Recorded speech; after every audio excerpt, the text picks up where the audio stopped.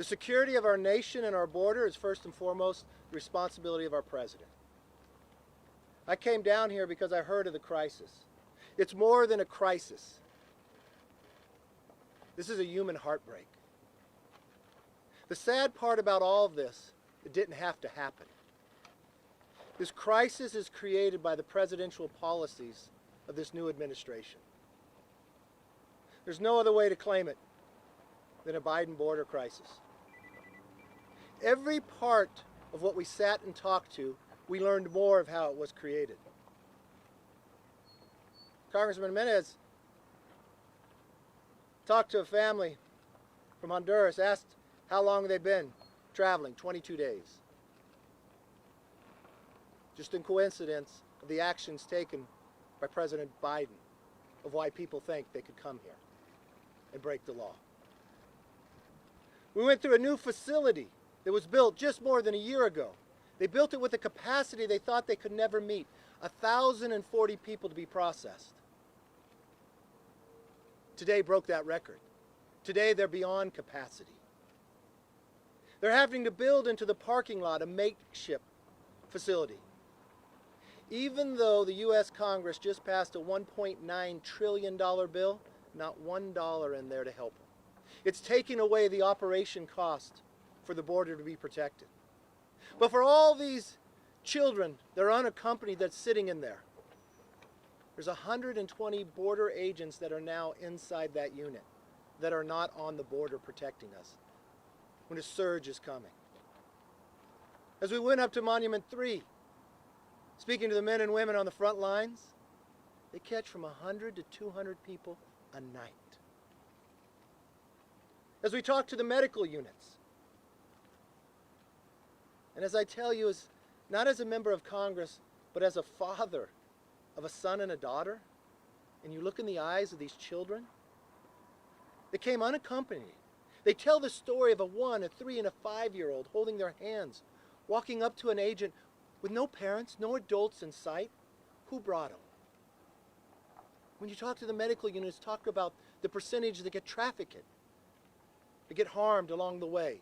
Who knows what dangers and who doesn't make it? All because the policies of our president has changed and told them something different. Told them to risk their lives and broke families apart. We are better as a nation than this. This is about the safety and security of our border. But it's also about the opportunity that Americans want and the prosperity. I know the president's going to travel this week. This is where he should bring Air Force One. This is where he should look the people in the eye. This is where he should talk to the border agents and let them know that this is beyond a crisis. He can continue to deny it, but the only way to solve it is to first admit what he has done. And if he will not reverse action, it's going to take congressional action to do it. And that's why we're here. We want to find solutions. Before we even came here, I sent a letter to the president to work together to solve this problem. I thought maybe he would reach out. Maybe he'd set an appointment. He doesn't even acknowledge a letter, let alone a crisis that his policies created. So we will work together, across the aisle, within our own party, because we know the solutions that it will take. When you talk about what's coming across, I just left a few border agents and I asked them, who are the individuals you're catching? Yeah, they're from Central America. But you know who else? Iran, Yemen, Sri Lanka. When I walked through the facility, there's more Haitians than any other nationality I saw. And why were they coming now? You ask the border agents, they were shocked themselves because they're being released into the country. When I talked to the doctor to see when they're being tested for COVID, when they get out, more than 10% are testing positive. Well, you're being stored together. In a time when the president will keep our country closed, and when maybe we have hope for a 4th of July to get together just with our family, how much spread of COVID is he creating every single day by his policies along this border? It's wrong, and it has to end, and it needs to end now. With that, I want to introduce the Republican leader of the Homeland Committee, John Katko. Former, what were you, prosecutor? Organized crime prosecutor here. Organized crime prosecutor right here in this community. Good afternoon, everybody, and thank you for coming. In fact, Kevin's right. I just lived right up the road on Sunland Park Drive as a federal organized crime prosecutor back in the 90s. And I was charged with going after the drug cartels. And I had a fundamental understanding then, and I do now, that the cartels know when to exploit the southern border, and they're doing it now masterfully. And they're doing it because President Biden rolled back a lot of the orders of the previous administration that were working. One of the perhaps most reprehensible things I've heard in a long time is Nancy Pelosi and some in the administration saying that this is caused by pent-up demand from the previous administration. There's always a pent-up demand for crime. Crossing the border illegally is illegal, and so we shouldn't accommodate that pent-up demand. And they seem to be signaling that we should. And here's what's happening. There's no question, this trip has confirmed it for me.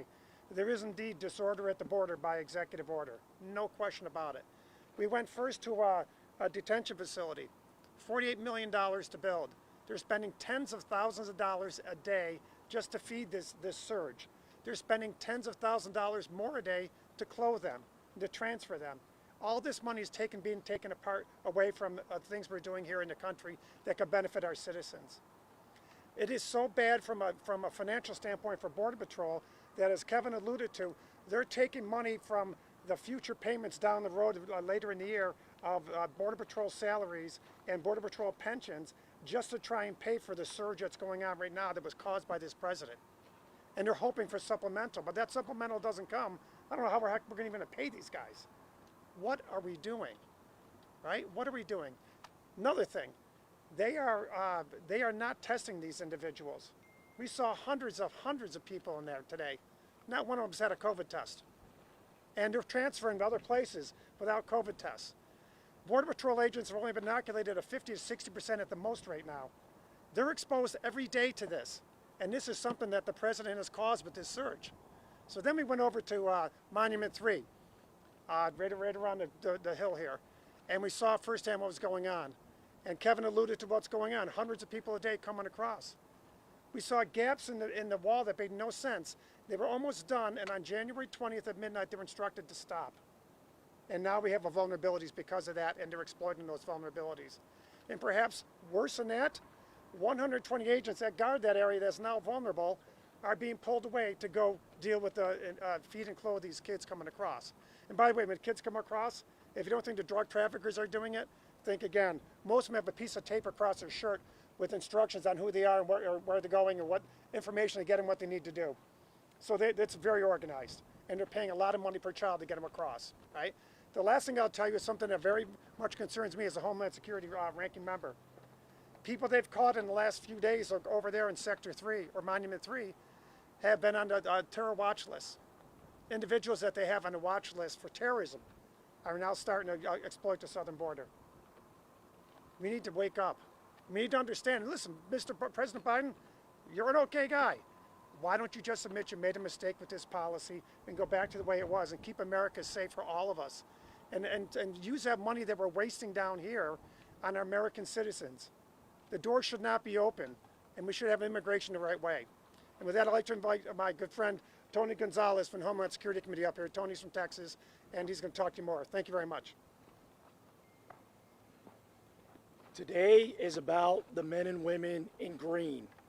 Our Border Patrol agents are doing God's work, keeping our borders safe.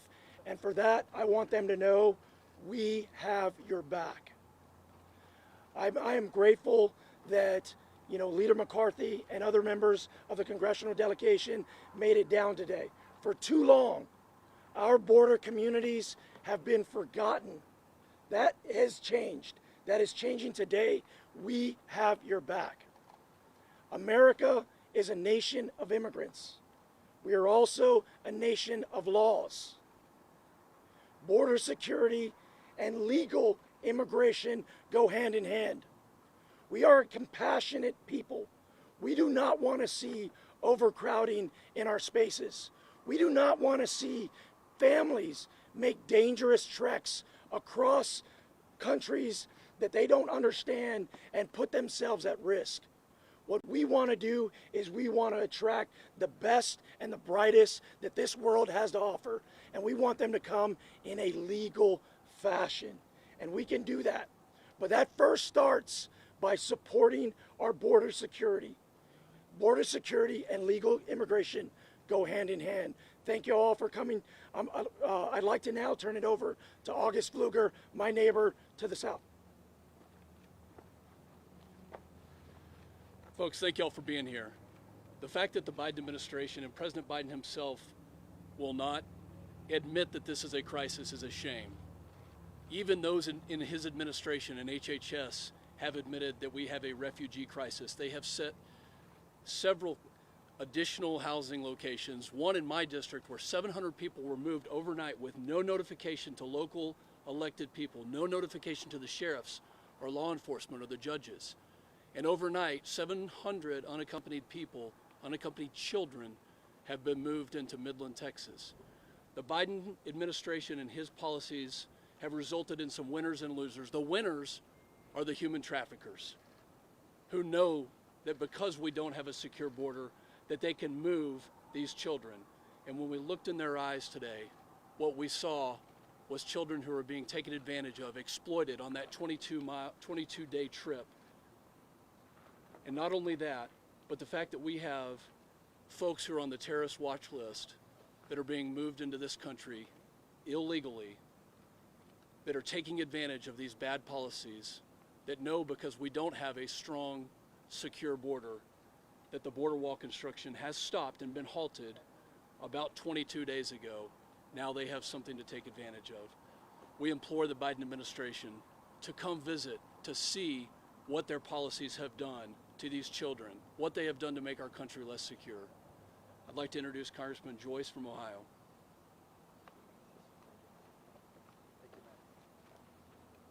Thank you all for being here, and thank you for the opportunity to review the border situation. The Interior Department controls 40% of the border, and unfortunately the backlog that has been created, we've been managing over the last few years to knock down, is now being exacerbated because the things that were being done on the wall when this was all stopped are not being done anymore. What is important is that there's a 173% increase in the last month of people coming across the border, kids coming across the border. It's a humanitarian crisis, it's a legal crisis, and it needs to be fixed and addressed. Some of the agents were just telling us that as a member of the opioid caucus, I could tell you that with fentanyl coming across this border, more kids are going to die. We're killing our own kids. We're making it unsafe for those kids who are making the voyage up here. And why? Because we don't tell them that we are a country of immigrants, but we are also a country of laws, and those two don't have to contradict each other. Thank you. And I introduce my friend Chuck Fleischman from the Interior, or from Homeland. Good afternoon. I'm Chuck Fleischman. I am the appropriator, chair of the Appropriations Subcommittee on Appropriations. I want to speak with y'all today. I'm sorry, I'm the ranking member. Optimism. I'm a little bit shaken today. I've made several trips to the border, McAllen, Rio Grande sector, here in El Paso, with the past administration in regard to my capacity. But today, we are seeing a crisis. Now, a crisis such as pandemic is large. It has immediate concerns, it has long-term concerns. But this crisis at the border, which was incentivized, President Biden and his minions created an environment causing this surge. That's what's wrong about this. Talk to the migrants. They've been told, come on, come across from all over a host of countries. What does that mean? Human costs, humanitarian costs. It means complete failure here at the border. It means threats to the United States. My counterparts have talked about a lot of the different specifics, but let me be clear about this. What we need to do is no more euphemisms from this White House, no more political maneuvering by Pelosi and Schumer to try to call it a challenge. It is a crisis with dire, multiple problems involved with this. What we need to do is act now, act as Americans, act united. And I will close with this. As the appropriator on Homeland Security, we know they are going to come with what? A supplement, a request for more money. We've got to put those resources where they're needed. But just think of it. But for the actions of this president, which he will not acknowledge, he's created this crisis. We have got to stop it. We've got to come together as Americans, not just Republicans and Democrats, not just members of the administration or the House and Senate, but as Americans, and deal with this. Thank you. My good friend Clay Higgins from Louisiana. Thank you, sir. Ladies and gentlemen, thank you for being here today. It's unfortunate that we as a nation have allowed this crisis to develop. And it began last year when then candidate Biden continuously messaged that he was going to weaken law enforcement missions on the border, stop construction of the wall, create a pathway to citizenship or amnesty for illegal residents that were already here. The cartels were listening. Most of you know that the cartel's infrastructure is incredibly well developed and they are very well funded. So they began getting ready, man. They were hoping for a Biden victory. And on January the 20th, Joe Biden was inaugurated as our president. So I'm gonna ask President Biden to please pay attention, because I'm talking straight to you now, sir. Allow us an audience with you. You have been misled. The policies that you have signed into effect are injuring the American citizens you serve and endangering the children of God that are making this trek to our southern border under incredibly dangerous circumstances. Allow the voice of reason to enter the White House. You took charge of this country on January the 20th, but on the very same day, you gave control of our border to the cartels. You can fix this thing working with us. If America is paying attention, and I believe they are, your phone's going to start ringing. I implore you, good sir, let us in. We can fix this thing. It's beyond a crisis at the border. It's a threat to our republic. And you, Mr. President, have a responsibility to listen to the citizens that we serve. God bless you one and all. Thank you for being here and reporting this. Madam? Hi. Thank you for being here. I'm Representative Yvette Harrell from New Mexico's 2nd Congressional District. So the El Paso sector, where we just visited today, serves the district that I represent. So I'm grateful for Leader McCarthy and all of these colleagues of mine coming here to understand what we're facing. And I don't want to repeat everything they've said, but I do want to let you know that we have introduced a policy that is very effective for the Border Patrol. And they just told us repeatedly, Title 42 is helping. But if this president takes that away, then it opens the floodgates even more so. This Title 42 allows our Border Patrol agents to process on the border and expel those that are coming here illegally because we are under pandemic conditions. And I know there's not one of you in this crowd that hasn't been impacted by the COVID-19. Maybe know somebody who passed away, somebody who's sick, somebody who is alone in the hospital, somebody who lost a job, closed a business. We've all been impacted by COVID-19. And for our president to think opening the southern border to allow those coming in, and you just heard it, that are infected with or have been exposed to COVID makes no sense at all. So this flatten the curve and all the work we've done as a country to get our kids educated, open up our economies, and ensure that we are doing the right thing to overcome the pandemic, opening the southern border makes no sense. We've just taken 3 steps forward and 10 giant steps backwards. So thank you for being here and covering this. It is a humanitarian crisis, but it's also a public health crisis, and Americans are just as much at risk as those making the trek over. So thank you for covering this today. And with that, my friend, Representative Salazar from Florida.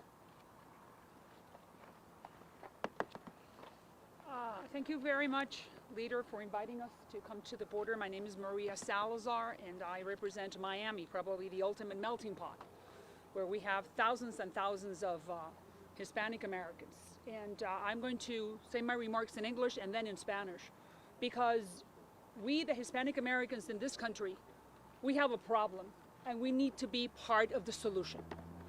We need to join forces and send the message that we cannot allow what's happening on the border, because it's our girls, Honduras, Guatemala, Nicaragua, the ones who are being raped. It's our girls, the children who are being trafficked. I'm not sure that you know that child sex trafficking is one of the highest international crimes booming in this country. So I ask all of you to help me. I ask my community, not only Miami, but across the country, the Hispanic Americans, to send a message to your representatives that we cannot have this happening at the border, because the overwhelming majority of the people that are trying to come in belong to our group, to our ethnic group. We need to stop this. We need to stop being pawns of the politicians in Washington and pawns of the traffickers who are trafficking with our children, our families, and our women. So it's a time for us to rise up and send the message, something that we haven't done before, loud and clear to your representatives, whether Republicans or Democrats, it doesn't matter. It's a problem that belongs to all Americans, including the Hispanic Americans in this country. So I want to invite my friend Carlos Jimenez, if you want to do this in Spanish, so we can send the message through Univision and Telemundo. Sure, okay. And Thank you. to you. Carlos Jimenez, also from South Florida. Yes. I want to reiterate what my colleague Maria has said about what really struck me here. We're going to listen a lot to what's wrong about this policy to America, but really what's wrong about this policy is also the migrants that are trying to make this trip here and the danger that they're being put in. I spoke to a family, and luckily for them, they were a family, they were together still, that told me it took them 22 days to come from Honduras. They were incentivized by the rhetoric, by the change of policy, that they were actually, it was a pretty harrowing trip. Many of them don't make it. And so for Maria and I and Hispanics across the nation, we need to think about, hey, we're putting our own people's lives at risk because of this policy. And so again, I asked the president, reverse the policy, restore some of the agreements that you had with Central American countries and Mexico, to make sure that we disincentivize people from coming here in an illegal fashion, being the pawns of traffickers, human traffickers. They're the ones that are making all the money in this. They're the ones that are profiting from this trafficking that's happening right now. And so I'm going to say a couple of words in Spanish. Yes. Estoy muy agradecido al líder McCarthy por detener este viaje. Estoy muy agradecido también que está María Salazar conmigo también. Somos de Miami. Pero para mí lo que me impresionó más era las caras de las niñas y los niños, cientos de ellos que están aquí solos, no acompañados por nadie, que después cuando se vayan al país no se saben con quién van a estar, no se puede chequear si de verdad están con familia o alguien que los quiera o alguien que de verdad lo desea por otras cosas. Y por eso es que el peligro de esta póliza, lo que ha hecho el presidente Biden, cambiando la póliza que tuvimos con la administración previa, es muy peligrosa, no solamente para los niños, pero también todos los inmigrantes que están tratando de llegar a los Estados Unidos, y muchos de ellos no llegan aquí porque el viaje es sumamente peligroso. Así que estamos poniendo en riesgo miles y miles de personas hispanas que están tratando de llegar a los Estados Unidos. Sabemos por qué están tratando de llegar a los Estados Unidos, porque aquí es el país de oportunidad, pero se tiene que hacer en una manera legal, en una manera mucho más segura. Muchas gracias a todos y que Dios los bendiga. Lo voy a decir en español para todos aquellos que están entendiendo Telemundo, Univision, veo que está Telemundo, Univisión. Este es un mensaje para la comunidad hispana en los Estados Unidos. Nosotros somos dos representantes, Carlos Jiménez y una servidora, y le estamos enviando un mensaje a todos ustedes que entiendan que lo que está pasando en la frontera es inaceptable. Nuestras niñas las están violando, a nuestros niños los están traficando para utilizarlos como si fuera también para el tráfico sexual, algo que es uno de los crímenes que más está subiendo en este país. En este país hay que llegar legalmente. Sí es verdad que hay que reformar el sistema migratorio, sin duda, pero de esta manera no se llega, porque nuestras hijas y nuestras familias están en peligro. Además, los traficantes, los coyotes, son los que están haciendo todo el dinero. Acabamos de venir toda esta delegación republicana que se ha interesado en ver qué es lo que está pasando. Hemos venido de un centro de detención donde hay miles y miles de niños, hondureños, guatemaltecos, nicaragüenses, salvadoreños, mexicanos, niños solos de 5, de 6 y de 10 años. Eso no puede ser porque están exponiéndose a lo peor que se puede exponer un niño. Sabemos muy bien que nuestra intención es enviarle un mensaje a usted, a los hispanos, para que también llamen a sus representantes y le digan no más. Esto no puede ser así. Vamos a reformar inmigración, pero así no se entra en este país. Si tienen alguna pregunta, lo podemos hacer después. Gracias. Now we're going to bring up Representative John Rose from Tennessee. Thank you. It's a privilege to be here at the border today, and I want to thank Leader McCarthy for putting this trip together to open the eyes for people like me. I represent the people of the 6th District of Tennessee, a long way from the southern border. Today, I have to tell the people of the 6th District and the people of our great country that as I look into the eyes of these young immigrants, of these hopeful families who have been encouraged to come here by the misguided perceptions of our current president, they're coming with the hope to achieve the American dream. But unfortunately, before they ever have that chance to achieve the American dream, they're going to have to experience the Biden nightmare of making their way across this long and treacherous trek, many of whom will not be successful, and then only to be greeted with the process that is not meant to accommodate them. So as I think about the people I represent back in Tennessee, I call upon our president to end this nightmare by announcing to the world that the southern border of the United States is open for legal immigration. And I call on him to do that now. Thank you. Good afternoon, Mary Annette Miller-Meese from Iowa. It may seem strange to have someone from Iowa, but I'm part of Homeland Security, Emergency Preparedness, and Border Security. And I just want to remind you, one of the things that we learned at the border today is that when 120 Border Patrol officers are taken from the border to a processing center, that leaves our border porous. And what did we learn? That there are drug traffickers and there are individuals on the terror watch list that are coming across our border illegally from Yemen, Syria, Iran. They're coming here and they're on the terror watch list. They had a huge apprehension of fentanyl. Well, Interstate 35 goes all the way up to Iowa, and we have drug problems all throughout the I-35 corridor, and that continues when we allow illegal drugs to come in here trafficking. I'm also a former director of the Iowa Department of Public Health. We learned today that there's not testing, that 50% of the Border Patrol agents have contracted COVID-19, that there's a mental health strain on them. Imagine during the pandemic having had policies that work and in the blink of an eye having policies that are stopped and your life is further put at risk and you're imperiled trying to do your best to help families and to help unaccompanied children. And then I'm going to speak to you as a mother. I cannot even imagine dropping off a 1-year-old child to a smuggler, to a trafficker, to a cartel, to hopefully that child make it to some family member or NGO in the United States of America. That child not knowing where they go. And our Border Patrol, And our HHS try to do their best to make sure that they get to where they should be going, to some sponsor. But we can't guarantee that. Imagine if that's your child.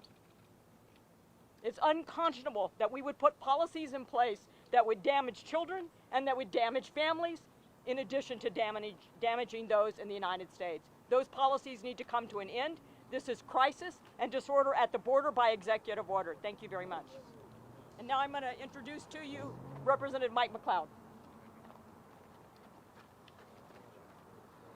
Michael Cloud from Texas 27th, the other side of Texas. Thank you for being here. Thank you, Leader McCarthy, for taking us here to see what we had to see today. We are a compassionate nation, but lawlessness is not compassion. Aiding and abetting cartels is not compassion. Putting in policies that allow them to abuse women on the journey is not compassion. Allowing them to grow and be funded into a destabilizing force in these nations that are trying to thrive and survive and create a thriving economy for their people is not compassion. The policies that the Biden administration has put in place has caused this crisis at the border. It was predictable, it was easy to avoid. And it's unfortunate that we are here again to talk about this today, but we have to be here. The lives of these people deserve it. We need to be here to tell their story. It's ironic that we are taking people off the border to help process and do the paperwork to help these migrants be eventually released into the United States. So essentially we have turned the people who've signed up to protect our border into the last mile delivery system of the cartel migrant human trafficking organization. This is tragic. It needs to stop. You know, it's a different thing when you come into a situation as a president and you inherit a crisis and have to make tough decisions to change it, to stop it, and to mitigate it. But what's extremely tragic about the crisis that we find ourselves in today is all that Biden had to do to avoid it was nothing. All he had to do was nothing. We can fix this. We can secure our border. We can protect the lives of these people, and we can keep this nation strong and help push back the cartel influence in our nation and throughout Central and South America. What's so difficult is small common sense ideas that we didn't have to be here. Midnight, January 20th, 150 miles of wall was supposed to be built here. They're at 133, 17 miles to go. Before you build the wall, even on private land, you remove the last border. But as President Biden became president, it all stopped. So it's not just people coming across, animals and others. The personal questions we asked the border agents. You look in their eyes, they tell you they see more fentanyl than they've ever seen. They're more than just a job. These people are mothers and fathers. They say they've never seen so many unaccompanied children holding hands and walking up to them with nobody in sight. They told me of a 1-year-old, a 3-year-old, and a 5-year-old holding their hands. Could you ever envision that of your children? This doesn't have to be this way. We're a land of immigrants. We can continue to have that. But what's happening right now is beyond a crisis. It's a human heartbreak. And for our President of the United States to ignore it, not acknowledge it, or not do something to stop and save the lives, the health of this nation, the safety and security of Americans and our border is the job of the President. He is the one who created this, and he is the one who can fix it. With that, let's take some questions. Yes, sir. Can you tell us a little bit more about the people on the terrorist watch list? Well, when we were up at Monument 3, they talked about it, that they are seeing, when they talked about the 100 and 200 people a night, that you saw in their eyes, they talked about they're on the list. John Katko here, who prosecutes terrorists and others, was the head of Homeland on the Republican side, asked him the question, what list are you talking about? The terrorist watch list. We asked him, which countries are people coming from? Yemen, Iran, Sri Lanka. That's what's coming across. And they're finding, they even talked about Chinese as well.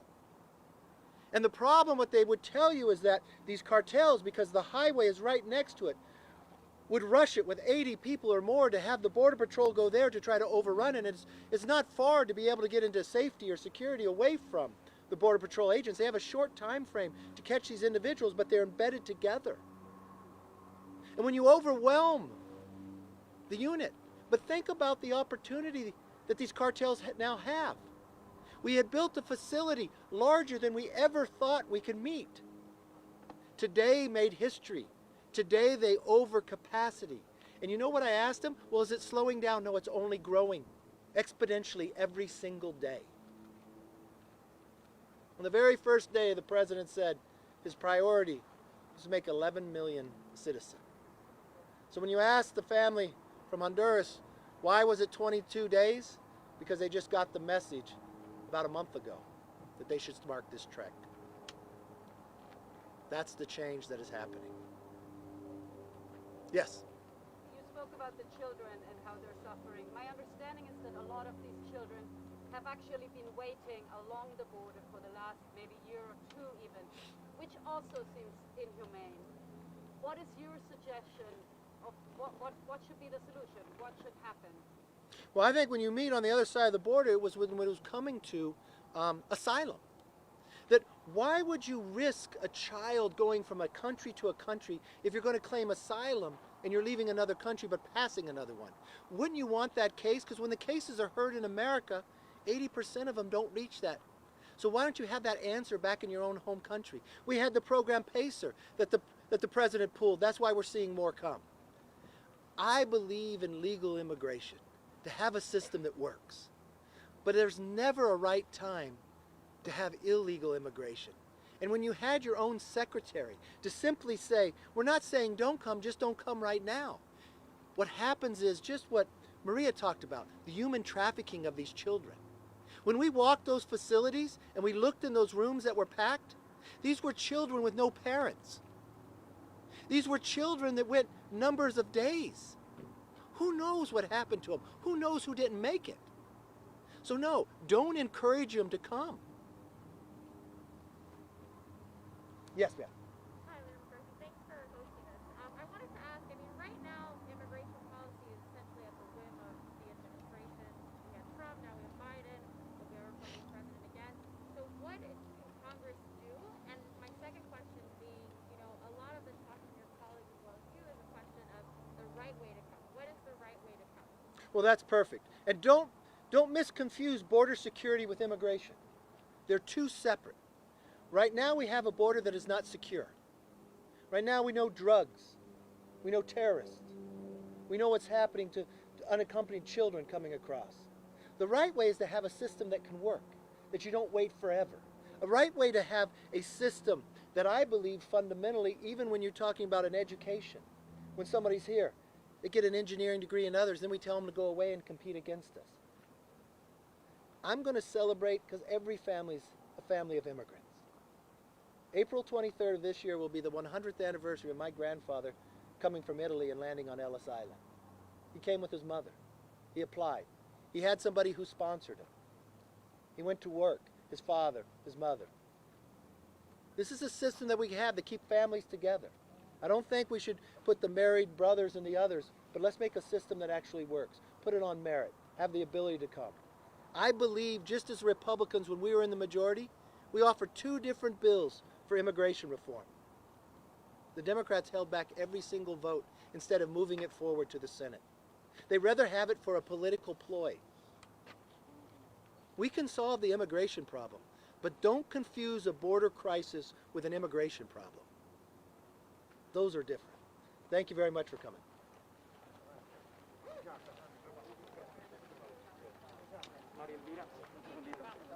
Sorry, oh my God.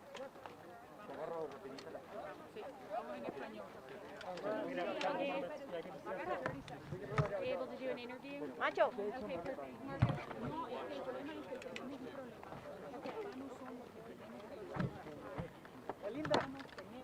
Thank you so much for doing that. Mi cámara. No sé si ya lo señaló. comida está limpio, el sol, los días 16 y 17, los 13 y 14, está muy bien, pero esos niños han pasado una